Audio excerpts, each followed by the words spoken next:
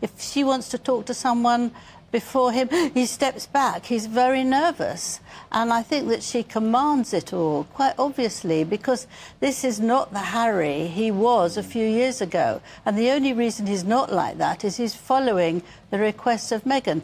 If you thought Harry and Meghan's wedding was all fairy tales and roses, royal biographer Angela Levin is about to flip the whole script. She spent years deep in the world of the royal family, even scoring rare, personal access to Prince Harry himself, and she is not holding back one single thing. Here are 19 ugly truths about Harry and Meghan's royal wedding, exposed by Angela Levin. Angela was writing Prince Harry's biography back in 2017, and near the end of the project, she paid him a personal visit to wrap things up. But the moment she arrived at Harry's quarters, something felt seriously off. An aide pulled her aside with a stern, no-nonsense warning, "Be careful what you say," because Harry was a nervous wreck over his relationship with Meghan. Now keep in mind, the engagement hadn't even been made public yet, and somehow the wedding preparations were already moving.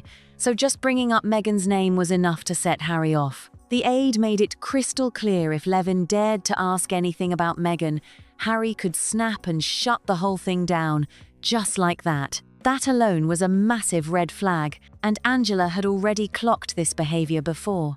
And also she pushes Harry out the way, or she pulls him, if she wants to go and he's still talking, she pulls him, she gives him a look, and he has to come with her. I don't think she realises that we all see that. Who does that? It was like Meghan had some kind of iron grip on Harry long before she ever officially joined the royal family. From the very first day she walked into his life, according to Levin, the control began, and it didn't stop there. On their very first royal outing as an engaged couple in Nottingham, December 2017, Angela Levin was right there watching every move, and what she saw left her speechless. When the time came for dignitaries to greet and congratulate the newly engaged pair, Meghan wasted no time. She physically pushed Harry aside and pulled him out of the way so she could be greeted first. This happened not once, but again when they went inside to meet the executives. Levin said her heart straight up sank, because this was not the behavior of a woman head over heels in love. This was something else entirely. Harry looked visibly stunned, like he could not believe what had just happened. But he kept it moving, even after Meghan showed the room exactly who she was when it comes to being in control.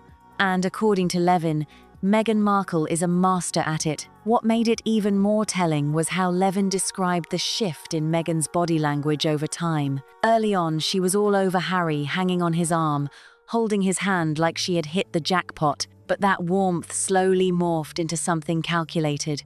Kate Middleton allegedly burst into tears after Meghan Markle compared Princess Charlotte unfavourably to her best friend Jessica Mulroney's daughter during a bridesmaid fitting ahead of the royal wedding.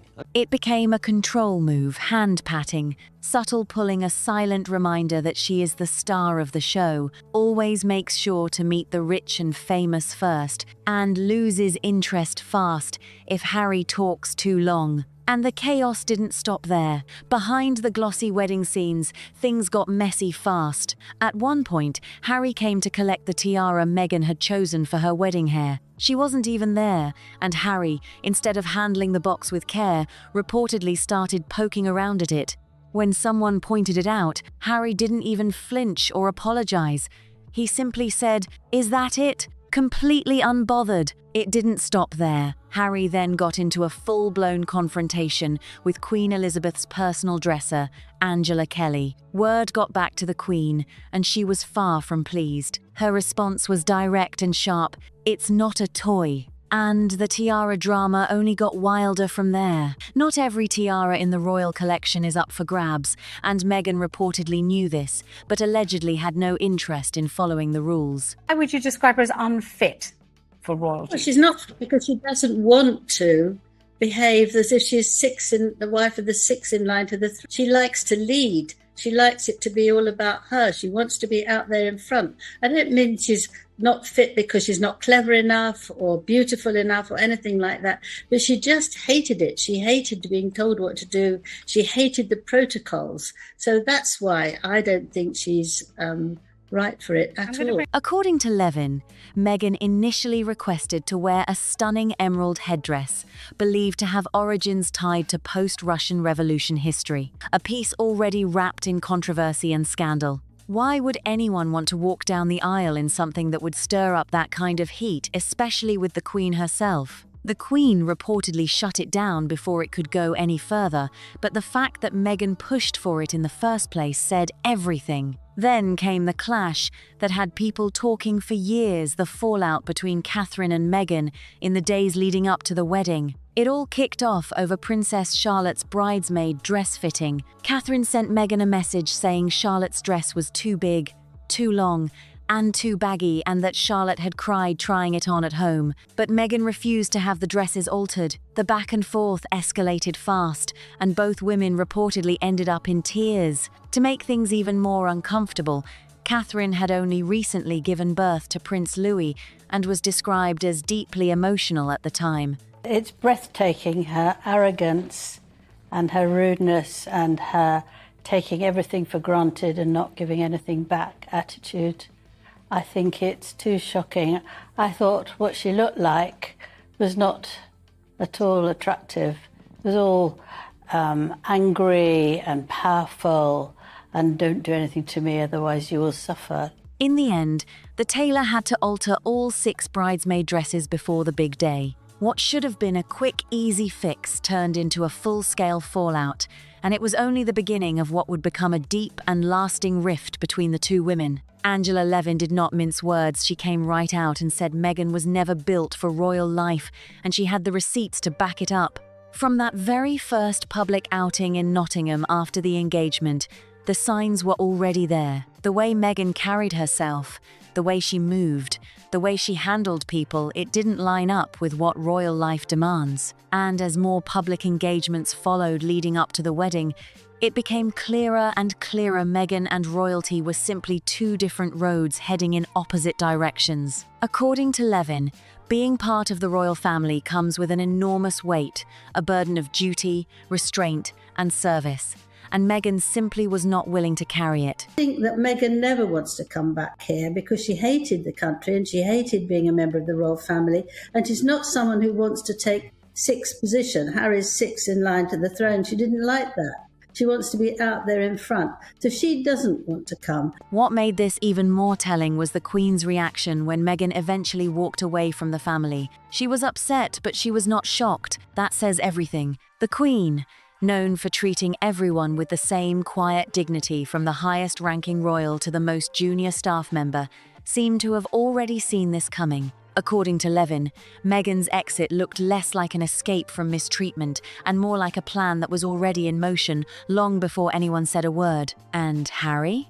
He was so deep in his feelings, consumed by what looked more like infatuation than anything else, that he couldn't see what everyone around him was seeing. People close to him were worried, raising concerns, dropping hints, but Harry shut it all out and pushed full speed ahead toward the altar. The warning signs of Meghan's controlling nature were visible well before the wedding, right back to that anxious, nervous version of Harry that Angela had witnessed firsthand. Nobody could get through to him. Then, less than 2 years after the wedding, Harry walked away from everything he had spent his entire life building: his role, his family, his duty, all to chase the Hollywood spotlight with Meghan. According to Levin, Meghan runs the show in that marriage, and Harry has very little say in the decisions that shape his own life. Before Harry makes any move, he has to check with Meghan first. And if Meghan isn't on board, that decision is dead on arrival. According to Levin, Meghan Markle is the real head of that household, while Harry plays the role of follower, going along with whatever she decides. It goes even deeper than that. Meghan reportedly writes Harry's speeches, and according to Levin, it's not out of love or support, it's about control, plain and simple. She tells him what to say, and Harry delivers it without question. The late Prince Philip allegedly gave his grandson, Prince Harry, a stern warning about getting married to an actress ahead of his 2018 wedding to Meghan Markle. What made this hit even harder for Levin was the contrast she saw with her own eyes. During the 15 months she spent with Harry while working on his biography, she witnessed a completely different man. He was lively, warm, funny, and free. He connected with people effortlessly and carried a genuine joy that was impossible to fake. That same energy is what drove him to create the Invictus Games, a powerful platform built to honor and uplift injured veterans of war.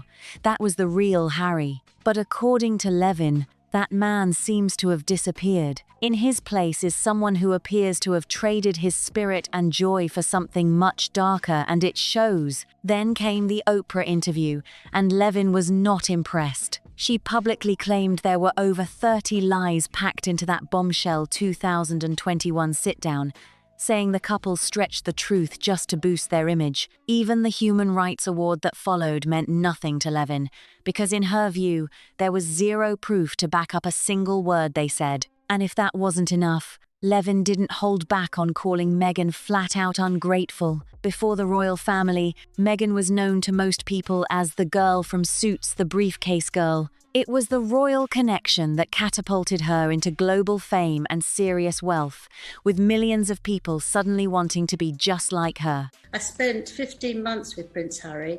The Prince Harry I knew was absolutely charming, instinctive like his mother, full of fun. And now he looks, when he's out, incredibly unhappy and very, very tense and resentful. When Meghan was still inside the royal family, the world adored her. She was celebrated, welcomed, and embraced by millions who saw her as a breath of fresh air entering one of the most traditional institutions on the planet. But the moment she left, instead of showing even a hint of gratitude for everything the monarchy gave her, she turned around and came for them, publicly speaking out against the very family that made her a global name. According to Levin, Meghan chose spite over grace, and the world noticed. The audacity of it all was what struck people the hardest. Here was a woman who went from being a mid-level actress, known to a relatively small audience, to one of the most recognized faces on the entire planet, all because of the royal family's name, platform, and reach. The doors that opened for Meghan after that engagement announcement were doors that most people could only dream about. Invitations to the most exclusive events, access to world leaders, a global stage that no acting role could have ever provided. And yet, when the relationship soured, none of that seemed to matter. Instead of walking away quietly with dignity, Meghan reportedly chose to burn bridges on the way out and, according to Levin, Oprah Winfrey interview, which doesn't have any proof. There were over 30 lies in that interview. That decision revealed everything about her true character. Meanwhile, reports continue to surface suggesting Harry is deeply homesick and feeling completely trapped. He misses his family, he misses the life he once knew, and according to those close to the situation, he wants to find his way back to some version of what he left behind. But the life Meghan has built and clearly loves in California isn't going anywhere. She has made it crystal clear that she is not stepping back, not returning to royal duties, and not giving up the Hollywood lifestyle she has chased so aggressively. That leaves Harry stuck in the middle, caught between two worlds, two identities, and two very different futures with no easy way out.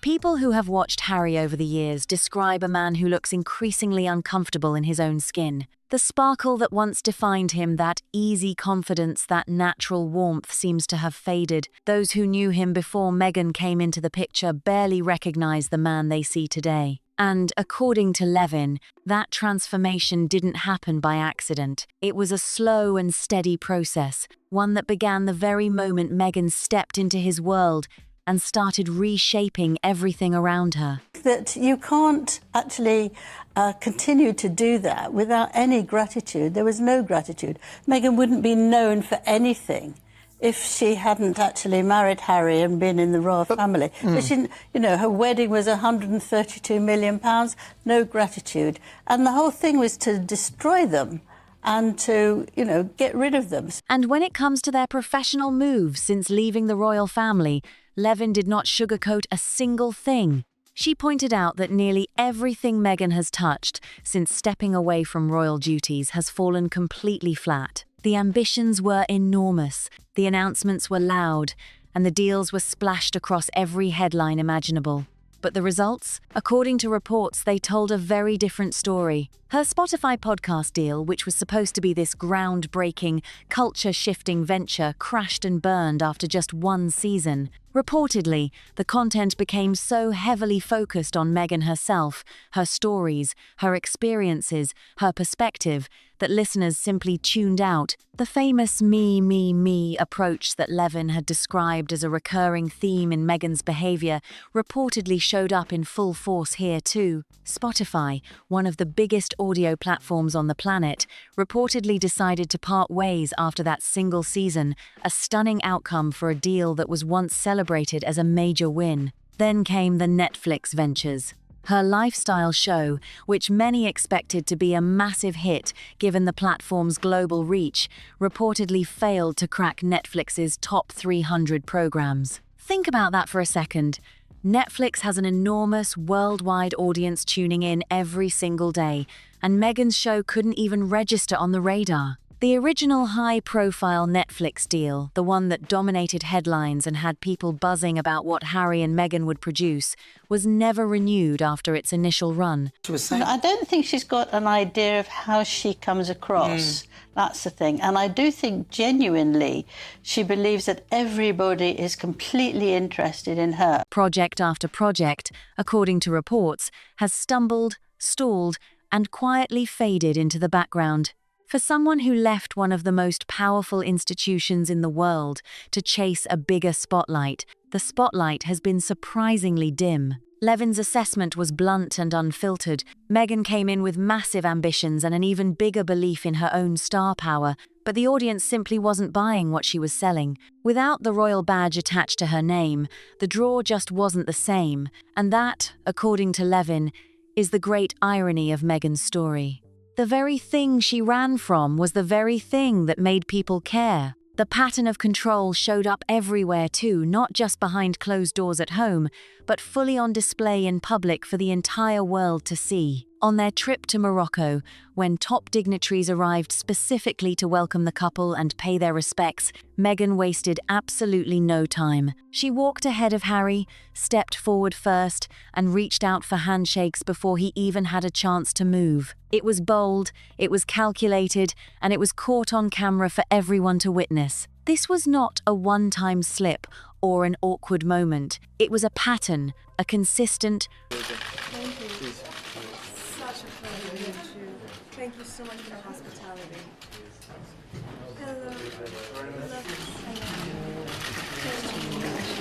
recurring pattern that Angela Levin had been documenting and observing for years. Cast your mind back to that famous Nottingham visit, the very first royal engagement after the engagement announcement, the pushing, the pulling, always positioning herself to be greeted first, always making sure she was front and center while Harry was nudged to the side. According to Levin, this behavior started from day one and never once let up. If anything, it became more confident and more visible over time, as if Meghan no longer felt the need to even try to hide it. Those around the couple noticed it too. Observers, royal watchers, and insiders who were present at various engagements all described similar scenes. Meghan steering the interaction, Meghan deciding the direction, and Harry falling in line without resistance. According to Levin, Harry had learned early on that pushing back came with consequences, so over time he simply stopped pushing back altogether. He followed, he complied, and he kept the peace even when the peace came at the cost of his own voice.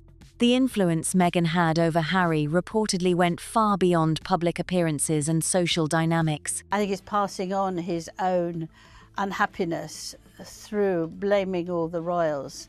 Levin argued that Meghan fundamentally reshaped Harry's entire mindset and worldview, turning a once joyful, proud, and deeply committed royal into someone who saw himself primarily as a victim of the very institution he was born into. The man who once spoke with genuine pride about his family, his duty, and his service, began criticizing that same family, openly speaking out against the monarchy, airing deeply personal grievances in the most public ways imaginable, and doing it all without seeming to look back even once. Despite being wealthy beyond what most people could ever imagine, despite living in a stunning California home, despite having every material comfort available to him, the bitterness kept pouring out. Interview after interview, book after book, the narrative stayed the same. And according to Levin, the fingerprints of Meghan's influence were all over that narrative. It didn't sound like Harry, it sounded like a carefully crafted story designed to position them both as survivors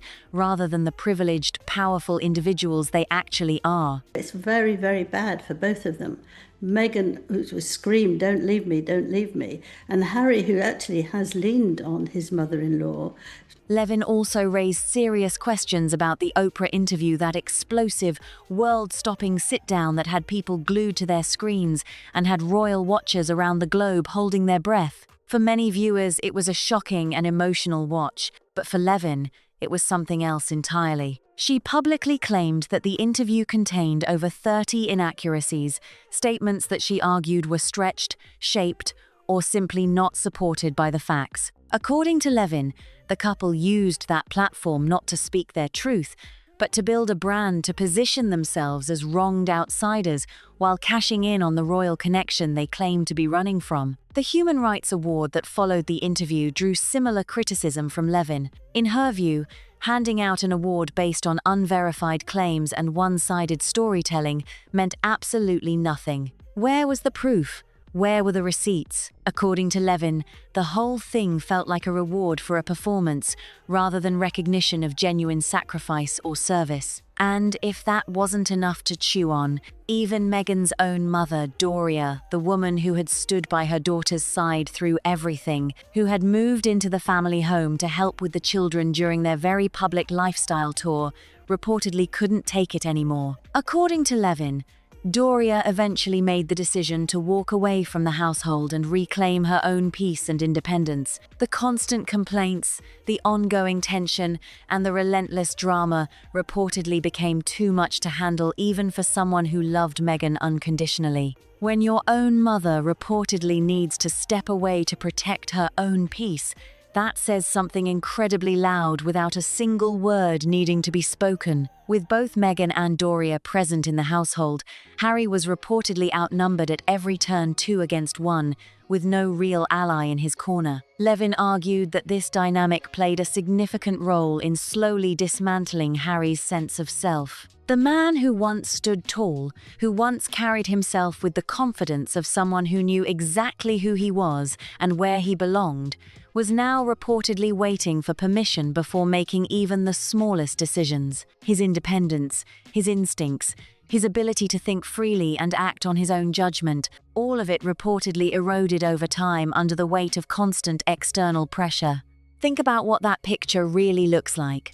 A man born into one of the most powerful families in the world, a man who served his country with genuine courage and commitment, a man who channeled his deepest personal pain into something as beautiful and impactful as the Invictus Games reduced, according to Levin, to someone who cannot take a single step without first checking which direction he is supposed to go. That is not a love story. According to Levin, that is something far more troubling. The Invictus Games alone tell you everything you need to know about who Harry really was before all of this unfolded. He created an entire international sporting event from scratch, not for fame, not for money, not for headlines, but because he genuinely cared about the men and women who had given everything in service of their countries and came home forever changed. That initiative came from a place of deep empathy, real leadership, and a heart that was fully his own. The Harry that Levin spent 15 months with while writing his biography was that Harry open, passionate, funny, and free. But that version of Harry, according to Levin, has become harder and harder to find. In his place is a man who seems to be reading from a script he didn't write, playing a role in a story that was designed around someone else's ambitions. And the saddest part of all, according to those who have watched this unfold, is that Harry doesn't even seem to fully realize it, or if he does, he feels powerless to change it. Levin's overall portrait of Meghan Markle is one of a woman who is deeply strategic, relentlessly self-focused, and completely unwilling to play by any rules that don't serve her directly. From the tiara drama to the bridesmaid dress fallout, from the Oprah interview to the collapsed media deals, from the public hand-pulling to the reported tension with her own mother, every chapter of this story points to the same conclusion. A woman who wanted the crown's benefits without the crown's responsibilities, and when she couldn't have it exactly her way, she walked and made sure everyone heard about it on the way out. Whether you sympathize with Meghan, with Harry, or with the royal family caught in the middle of all of this, one thing is undeniable. Angela Levin's account is detailed, it is consistent, and it is coming from someone who had real, direct, personal access to the people at the center of this story. She wasn't reporting from a distance or piecing together rumors. She was in the room. She saw the body language, heard the warnings from the aides, watched the interactions play out in real time, and what she documented paints a picture that is very difficult to simply dismiss. The royal wedding that the world watched with joy and celebration, the dress, the carriage, the flowers, the fairy tale setting, all of it looked absolutely flawless from the outside. But according to Angela Levin, behind every perfect image was a story full of tension, control, red flags, and warning signs that nobody wanted to talk about out loud. Until now. So, what do you think about Angela Levin's explosive revelations about Harry and Meghan? Has this changed the way you see their story? Do you think Harry will ever find his way back to who he used to be, or is that version of him gone for good? Drop every single thought you have in the comments section below. We genuinely want to hear your take on all of this. And if this video had you locked in from start to finish, do us a favor and smash that like button. It helps more than you know. Share this video with someone who follows the royal drama closely, because this is one conversation that needs to be heard. And if you are not subscribed yet, what are you waiting for? Hit that subscribe button right now so you never miss a single video. We will see you in the next one.